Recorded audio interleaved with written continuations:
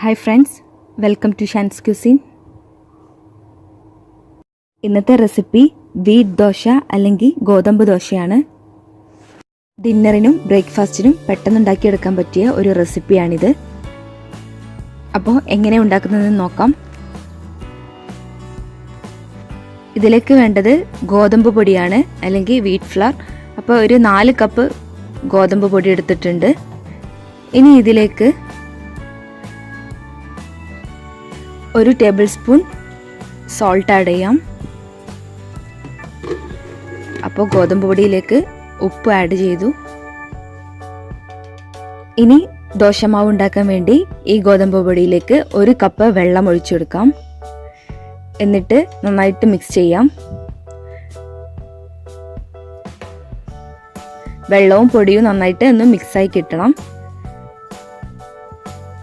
അപ്പോൾ കുറച്ച് തിക്കായിട്ടാണ് ഇരിക്കുന്നത്.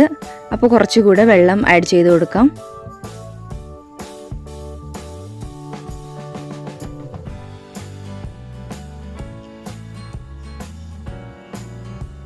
ആ ഗോതമ്പ് പൊടി നന്നായിട്ട് അതിൽ മിക്സായിട്ട് കിട്ടണം.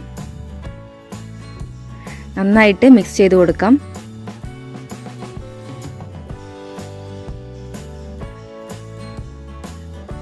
ദോശമാവ് കട്ട കുത്തി നിൽക്കാൻ പാടില്ല. അപ്പോൾ നന്നായിട്ട് മിക്സ് ചെയ്യണം. അധികം തിക്കാവാനും പാടില്ല, എന്നാൽ നല്ല തിന്നാവാനും പാടില്ല. അങ്ങനത്തെ ഒരു കൺസിസ്റ്റൻസി വേണം. ഈ ഒരു കൺസിസ്റ്റൻസി ആവുമ്പോൾ നമുക്ക് മിക്സിങ് നിർത്താം. മാവ് റെഡി ആയിട്ടുണ്ട്. ഇനി ഒരു ദോശച്ചട്ടി എണ്ണ പുരട്ടി ചൂടാക്കിയതിന് ശേഷം ആ മാവ് അതിലേക്ക് ഒഴിച്ചു കൊടുക്കാം.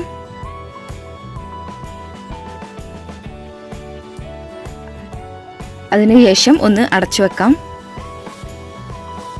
അടച്ചു വെച്ചതിന് ശേഷം ഒന്ന് മറിച്ചിടാം. അടിഭാഗം ഒന്ന് ചൂടായതിനു ശേഷം ആ ദോശ എടുക്കാം. ഇതുപോലെ ബാക്കിയുള്ള മാവ് കൂടെ ഒഴിക്കാം.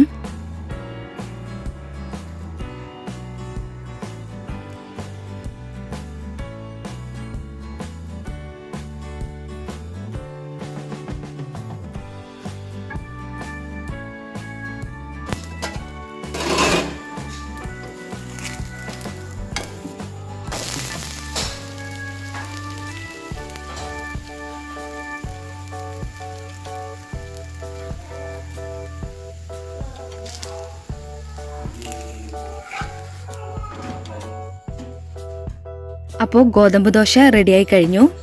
അപ്പോൾ ഇങ്ങനെയാണ് ഗോതമ്പ് ദോശ ഉണ്ടാക്കുന്നത്. അപ്പോൾ എങ്ങനെ ഉണ്ടാക്കുന്നതെന്ന് എല്ലാവർക്കും മനസ്സിലായെന്ന് വിചാരിക്കുന്നു. എല്ലാവരും ട്രൈ ചെയ്യണം. മാത്രമല്ല, ഡയബറ്റിക് ആയവർക്ക് റൈസ് ദോശയേക്കാൾ നല്ലത് വീറ്റ് ദോശയാണ്.